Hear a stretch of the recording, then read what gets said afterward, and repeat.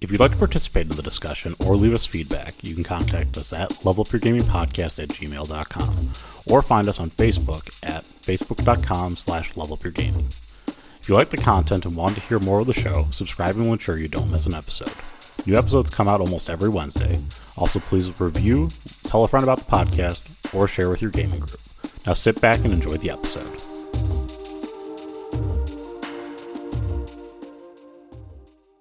Welcome to the Level Up Gaming Podcast. My name is Aaron, and joining me once again, I have Josh. Josh, how you doing today? I have been miserably sick. I'm sorry we missed recording last week. But my children brought home the plague. School just started school, so yeah, school has started, and they brought home the plague again. And honestly, I could just murder them. I could just kill them completely so that they'd actually learn to not I don't know what they're teenagers now. Why they shouldn't be licking everything. It's awful. I mean, the consequence of murder pretty extreme in the real world, but I understand wanting to potentially murder your kids. Okay, it does teach a lesson, doesn't it? It does teach a lesson, and that's why we're going to talk about it in the context of game. So maybe, although you probably have listened to this podcast quite a bit, we typically don't condone murdering your players, or children. We don't condone murdering your children, even though you might want to as a parent. I totally understand where you're coming from. But murdering your players might make you a better GM. Yeah. Actually, I think that's a great idea. Now, I know I have come across, and several of my players have said that I may be a little antagonistic, a little direct with my confrontations. And I think that's helpful for the style of game that I play. And I was thinking about this in terms of why do I like, putting my players in dangerous situations? Why do I like ramping up the difficulty levels and making it not meat grindery, but there's actual stakes in my games? Mm-hmm. And I think that personally, and I'd like to hear your opinion on this, Aaron, I think that a good story has two parts. There's intrigue, an interesting storyline, developments, characters, mystery, and the other half of it is danger. Intrigue and danger together make a good time. You're not exactly sure if you're going to survive something, and you want to see how it's going to turn out, so you do everything you can to balance those two. Yeah, that makes sense. I mean, from the perspective of, telling a story and then doing the combats within the story, the thing that makes a story good is an interesting plot line, so the intrigue that you speak of. And the thing that makes combat good, and not necessarily I'm going to say a good story, but what it makes the combat good is a sense of danger in the combat. The combat is weighty when you want it to feel weighty. And it's supposed to be difficult when you want it to be difficult. And I think the moment that you lose that element in combat, then you end up in kind of like the beer and pretzels your players doing flips off the walls and just murking everyone. But making sure that there is that line that you can draw or a place that you can go to be able to make the players kind of see, okay, well, he's not messing around. He's going to kill us if we don't play smart. That's an important element to have. Okay, if your GM isn't going to save you at every turn, which you shouldn't, if your players play foolish, we'll get to that.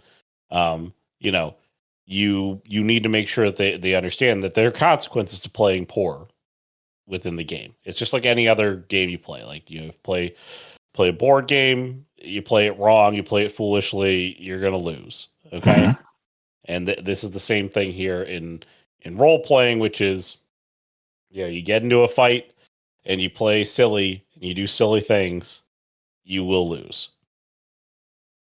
Now, I was thinking about this as the context of, we're trying to help you, the dear listener, be better, to level up said game, to make it a better experience for your players, and to make it a better experience for you. And I think that I know I've played under these game masters, these dungeon masters before, where they want everybody to have a good time. The beer and pretzels idea of we're all in this together. The game master is there as I'm your friend. I'm trying to make things work, and we're gonna make changes on the fly. We've talked about making changes on the fly before, to make things easier, or so that people don't die, or that the consequences aren't so severe. And I think that's fine. I think that that's a fine place to be if everybody's having a good time. But if you want to tell a story that has some weight to it, if you want your players to start behaving in a way that's more consequence based, to actually like paying attention to the story, to paying attention to combat, to like being involved, I think that it would be beneficial for you, dear game masters, to murder the crap out of your players. Just murder them. Grind them up into little bits. So I have a fun. I think that you were involved in this.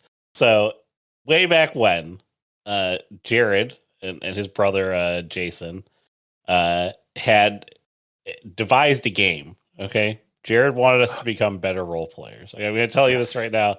Yes, Josh knows what I'm talking about. This was me, yes. Yeah. Okay. I didn't know Josh at the time beyond that he was Jason and Ken's friend, who was part of this group. We were playing a Neon Genesis Evangelion game. Okay, or Jared had it loosely based upon the anime there. And he wanted to make us better players. So he worked with his brother to basically make it where Josh and Ken and his brother, and then this other guy, Dave, all had these super special customized mechs. And every time we would go out and fight, you guys would show up and you just beat the crap out of us. It wasn't even fair. Like you had a whole plan set up, like all this other stuff. And Jared had done it as a way to teach us a valuable lesson in becoming better role players. Okay. I'm going to tell you this. This is not a better way to make your players better role players, which is just completely outweigh the story in a way that is just going to kill them or like defeat them. It seems like it would, like in concept and theory, that like harsh consequences would teach your players valuable lessons. But what comes across as is that you have basically vindictively decided that you are going to defeat your players in this game. Okay.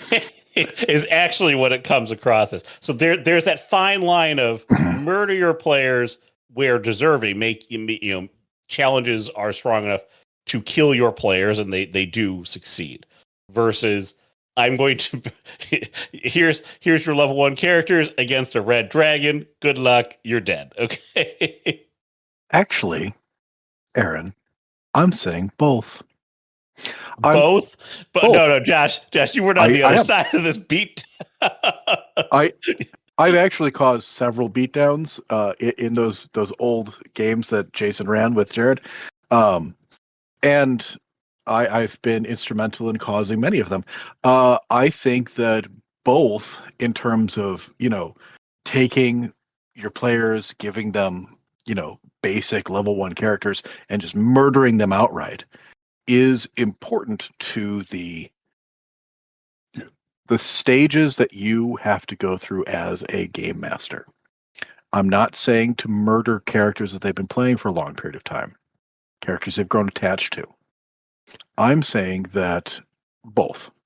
If you've been playing a lot of these beer and pretzel games, you've been playing, low stakes, sort of wander around, have an adventure, good times, everybody's happy, which are great. They're a lot of fun. I love playing those games. But if you want to switch it over, I think that going and running like a one-shot meat grinder where your players are going to be burning through characters because you're just going to be murdering them constantly is beneficial because it gives that edge. You're not going to fear killing your players. They are going to understand that their actions have consequences and serious ones. Like, yeah, I lost everything from that character sheet. Everything that I got is gone, just burned, gone, and requires them to, take steps to make sure that they are paying attention to what's going on around them and to have better tactics, not just in combat, but also with puzzles, with traps. And you can really give that meat grinder, some real emphasis and have fun with it. You make like interesting ways to kill your players and describe them in gory detail. Give them something to really enjoy about the fact that they are constantly dying. And I think that this is going to be extremely beneficial for you going forward because when you switch back to one of those more beer and pretzel friendly games, you've learned that killing your players is not something to be afraid of. That your players aren't going to hate you for killing them. So you can ramp up the difficulty now, and they will see that that difficulty is a thing. They will have learned that it's important to pay attention to what's going on, to have better tactics, to spend effort in finding out what's going on, because the information you provide them could mean life or death for the characters. So I'm saying kill your players. And then ramp up the difficulty also. Oh, I see your point about the growth of a GM and deciding to just like embarrass your play. Not embarrass. You let them know beforehand. This is what we're going to be doing. No, yeah. That's a different situation. I'm just saying, like, like you're going to do a lot of like if you're a brand new GM, you're listening to this, you're going to go, how could somebody ever do that? I would never do that to my players. You will eventually. You're gonna we could do an episode on the cardinal sins that you will commit as a GM, and you will do all of them. Okay, actually, we'll throw that one in the hopper. We'll talk about it later. Okay. Because you will do all of them, and Well, I think we're talking KYP about like maybe you'll be part of a group that's really, really understanding to all this. But these are a lot of things that tend to throw and dissuade new players. Like if you would talk to like old grizzled veterans who have played this game forever, it was like going through like the initiation phase to get into a game was really, really rough. Okay. Oh, yeah. Especially into a new group. Especially if you're dealing with a group like this. And so it's feast or famine, and typically for a new player, it's famine. You're dying a lot, or you're getting killed by things, and you're getting like you are a target for that GM within that group. And again, we could talk about cardinal sins of GMs, but I'm just saying, giving your players the understanding heads up that this is a lethal game. This is going to be something that's different than what we've done before. And I'm going to throw real challenges at you and you will die as characters is different than, I'm going to, we're just going to start a game. I'm going to throw a challenge at you that we've never talked about before. And it's just totally unfair. Like, yes. So I really want to stress that there's a big difference there. I'm not saying to be afraid to murder your players, but do so in the right way, which is teach them by playing in a game where things are lethal, where their actions have consequences, where if they decide to fight the guard because they're murder hobos, the guard is very, very strong and he's a 10-year war veteran and he decimates and murders that person. Okay. Yeah. Like it's good to do that, which is basically like, oh my goodness, my GM now is throwing up warning flags everywhere, which is I don't know what's behind the curtain should I decide to engage in a fight here. And it could result in my character's demise or it could result in great glory. But you know what? you always want the players to be guessing that that's what it's going to be like. So when you come back to the other games, they still continue to guess like that, and they go, okay, is he going to keep playing this way going forward? And I think that with any of the situations you might be putting your players into, communication is definitely key. You need to communicate with your players what they should expect. And I think that running a more visceral game, a meat grinder, just something where they're going to die, with characters they shouldn't care about, or they're not spending too much time on. You can use one of the systems that you can throw a character together in like 30 seconds. Would be great for this sort of thing. Don't But make as a them teaching sit there. tool, I would actually Yeah. say that the throwaway characters aren't even the right way. You do want characters they care about. You want them to have invested time and effort, Yeah. because then the consequence hits harsher, which is that now when I engage in foolish behavior as this character that I invested time and effort into, I am now, not rewarded for the bad behavior. Well, I'm talking about ramping it up here, Aaron. Like, we're talking about the early experience of role playing, or being a game master for new players should be one that is more comfortable, one where people are having a good time because everybody gets involved, everybody enjoys it. But if you want to ramp into harsher stories, murder all the players in a new game, and you can start with something that has easy character sheets, so that, like, this is just, we're going to run through a dungeon and we're going to create new characters every time you guys die.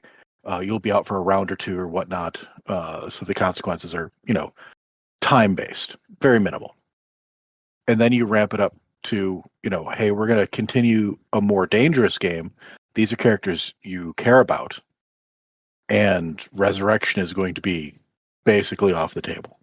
Or it's going to be, you're out for a session or some period of time and you got to create new characters and everything you got is lost. Ramp it up. And then when you get into, your long-term game, hey, I'm going to keep dragging this along, and we're going to keep with a more, not realistic. Realistic is a terrible word for this. A more consequence-based game that your players have learned. Hey, he's from the game where they had these instant refreshes. He's willing to kill us. If we're not paying attention, we will die. And from a more careful game, that the information we learn is important for our survival, that we have to pay attention to what the game master is saying, and it teaches you as a game master to say the right things so that your players are actually paying attention and have the information they need to survive. And yeah, it's going to take effort on both your sides, the players and you as the game master, to step up your game, to play better characters, to tell better stories, to give more information, to develop better tactics in your fights. And all this is going to make it a better experience. It's going to ramp up that danger, and it's going to make it much more effective for your players to pay attention to your story.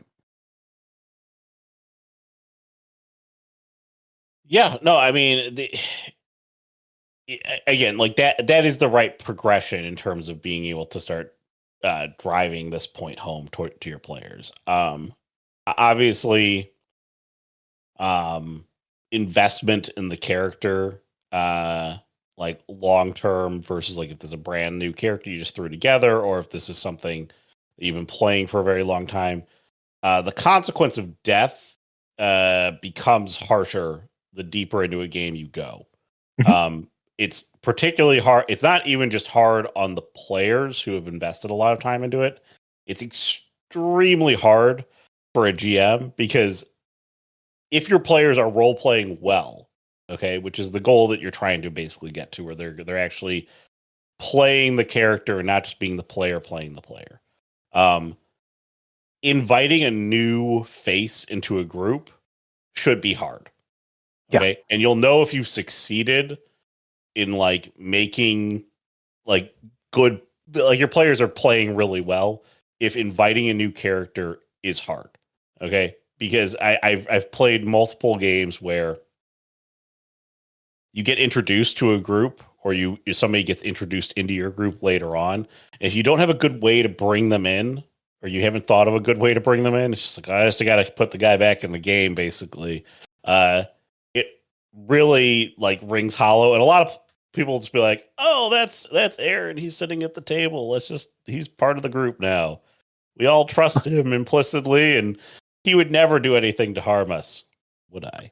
There's a scene in the movie Beer Fest where one of the characters dies, and they go back to the hotel room, and the actor is in there, and he says, "No, that was my cousin or my brother or something like that." And they're like, "Oh," and then it's as if it never happened. Yes. Okay, don't do that.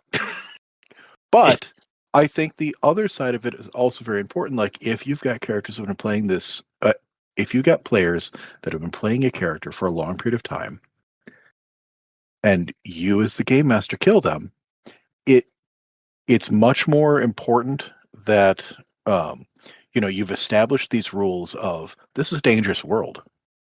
Danger lurks around every corner. You have to pay attention and make good decisions. It will make their death more meaningful because they realize that if they've gotten to that point, if they've played it for long enough in a dangerous world, and finally the danger has brought up to them, is caught up to them, they feel like, they've accomplished something, even if it was all for naught eventually.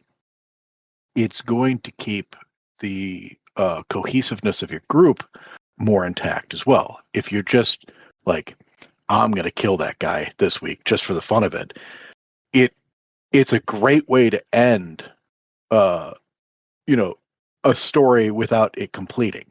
Your players will just revolt and you're gone, and now nobody comes back to the table, and that's a problem.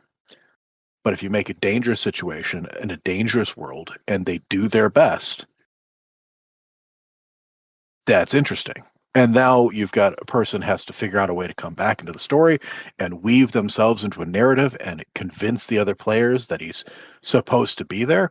This is an interesting story you've created in an interesting world where danger lurks at every corner. It's good times. Yeah. Again, I agree with that. And when you think about long-term characters and the death of a long-term character, imposing that consequence, it does soften the blow. If, like, again, you hate to have that be the first time you do murder a player. You want the murdering to happen earlier. So, like, in that case, the world should be harsher, or some game prior should be harsher, where players have died multiple times before you start killing off ongoing characters in a game. And most of the time, GMs tend to fudge around all of that with characters dying. There's a lot of resurrection in long-term established games because much better makes for a good story. Yeah, and then it does cheapen the death a little bit, but it does make for a good story. The other one is using the in one of our games, Brian's character did something very heroic, and Jared sort of faded to black on his death, where he ended up dying. He took his character, and we had a moment. He tore the character sheet in half, and he said at the end of it, he tore it into 4 pieces, and he kind of threw it off to the side there. We ended the night there, and what Jared actually did was his Brian's character and somehow miraculously survived the whole ordeal, and he had to go like staple together as he was having Brian re-roll a new character. We were already like 7 months into this process. Oh no! Like this game, so it was a long game we had been playing every weekend, but it was very cool that Brian's character return later on. But then it helped drive home some of those points. So I mean, like, even if the character comes back, it is possible to to still drive home the point of the danger of the world, or the consequences of death, is what I'm trying to say. But if you are going to kill ongoing characters, have had a game prior where characters have died, and it will make things easier, and more poignant. Also, make sure that it is befitting the story. You don't want it to be pointless. Should you do it? No, like that's why I'm saying you establish a dangerous world, and you put danger out there. So when your players encounter danger, it makes sense. It fits within the world. It doesn't seem just like you're out to get somebody. I, despite all the rumors, am not out to get my players. You're wrong. You are out to get them. Specifically, I think in the round robin game we've been playing for like 5 years now, I have killed Pat maybe a dozen times, and easily 5 or 6 times more than any other person. I have killed his character off more times than I killed 3 characters of his off in one game, in one story. And that was like, it was not intentional. It was a dangerous situation, and he kept running into, like, he'd have bad rolls, and that always sucks.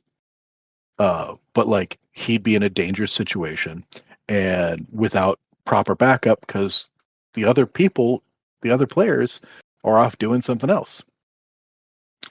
And that, he jokes about it, but he keeps coming back to the game. So like, no, there's no hate. There's no anger in this. It's, I tried something, it went poorly. Let's do it again. Again, if you have a player who's very comfortable with their characters dying, well, if he's not, I'll make it. I mean, then it's a little bit different if they do die. The problem with somebody who's very comfortable with their characters dying is that they tend not to make very deep characters or meaningful characters. So like, what you're trying to do is you're trying to strike a balance where people are afraid that their characters will die. You've scared the living crap out of them, but you want them to survive. You want to give them every possible out available at any given moment. But that you have to make sure that the fear of death has been put into them. Yeah. No, I don't think I don't mean to say that Pat isn't making decent characters. He does. He puts effort into them. And because of the characters he creates sometimes make riskier choices for the benefit of everyone, and then he just rolls like crap. That's not, he's not trying to kill his characters. I mean, unlucky rolls are unlucky. I'm not trying to kill his characters, but you put somebody into danger.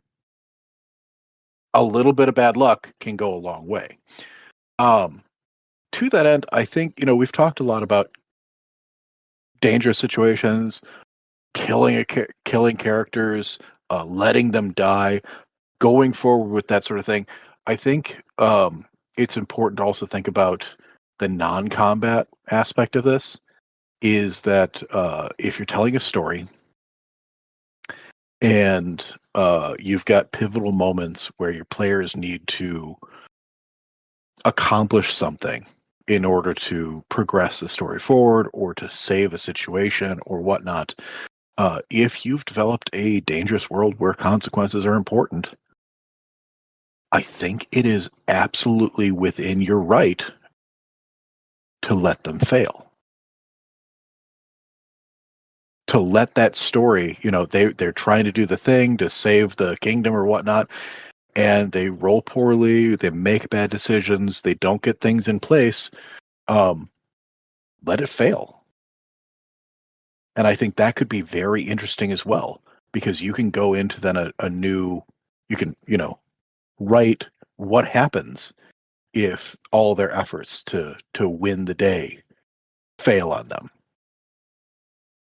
This is part of having a world where consequences matter. Death is there. Danger exists.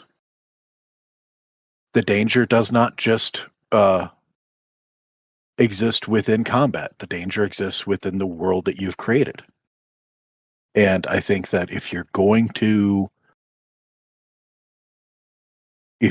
have an aspect in one area of your game, it should be found in other areas as well. Yeah, no, I totally understand the perspective there. And I'm not saying to not have danger in other parts of the game. Obviously, not everything ends up in combat. This is probably the most likely place that you would murder your players, but like bad actions within like the game itself, perhaps like falling in with the wrong people or deciding to try and cozy up to the wrong people. There is no,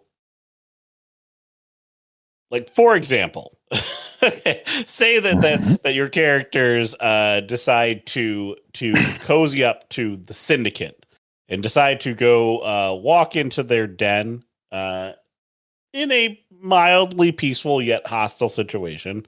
And they sit down privately with a couple of syndicate members. They're surrounded by syndicate members. They're clearly outnumbered. Okay. And they decide to have some conversation to which they should not be having, or insult the syndicate member, blah, blah, blah. Or maybe they are asking questions about something they shouldn't be asking questions about. Okay. You could role play out the combat and let them have their ultimate demise. But ultimately, your players have walked themselves into a situation in which they're going to die. Okay. And, if your players do that, you do not have an obligation to save your players when they've walked themselves into lethal situations that can die. And I actually probably wouldn't even give them the opportunity to try and fight it out in the combat. I would just say your characters are killed unceremoniously. Because that's what would happen. Yeah.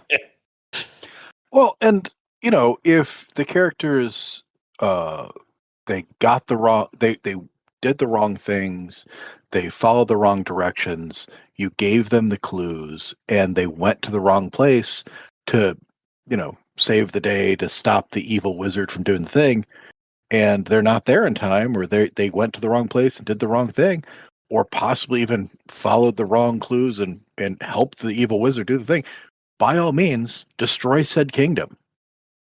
Have them deal with those consequences. That's an interesting story. And that's fun to play. It doesn't always have to be save the day. It doesn't have to be everybody survives.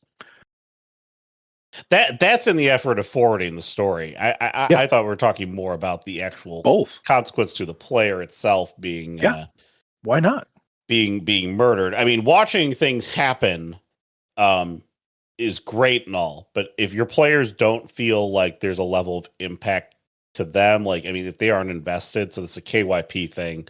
It's also about getting your players to become invested. Again, part of the theme of this podcast, one of the other things we've talked about a lot, is you need to be able to get your players to then feel like, okay, we lost the kingdom. Like, we really messed up. We are not heroes anymore. And, or their mistake now has branded them as villains in this world. Okay. And, there's a lot of ways that you can play that. So you want to make sure that anything you do does befall a consequence like that, that you can definitely see throughout the ripple effects within the story. Yeah. I've got a note here about KYP. I don't know if you noticed that. I saw your KYP. It says, obviously a KYP. But can you really KYP unless you kill your party? Clever. Clever.